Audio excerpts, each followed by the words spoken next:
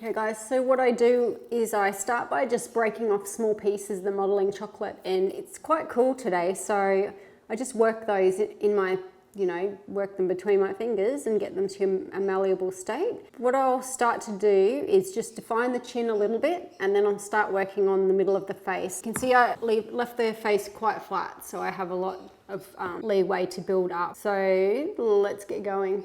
If you guys have signed up to my newsletter on my website, you would have got, I think it was a free five-part series on beginning sculpting. And part of that series was me talking about keeping notes on each cake that you do, keeping a folder, keeping notes, writing down what worked and what didn't work.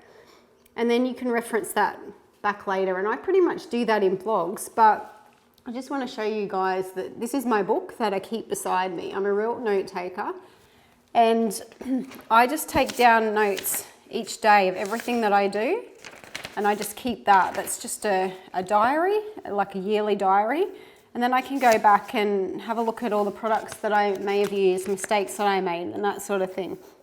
And I find that's a really big help. So it's a good habit to get into for your progression in sculpting, is to do this, and you can draw diagrams and things that you learnt and all that sort of thing. So that's just a little side note of something that I will be taking care to do today. So what I'm generally going to start with is just looking at the face, put the eye sockets in, just build a little skull. I don't go to the extent that I used to of building the whole anatomical skull. I will do it somewhat today, so I'll just get started with that. And I'm in absolutely no hurry to do this cake, so I'm really going to take my time and enjoy this one. So that's what happens when you have children. They dislocate the jaw of your skull. So this is what he looks like today. I can't fix it.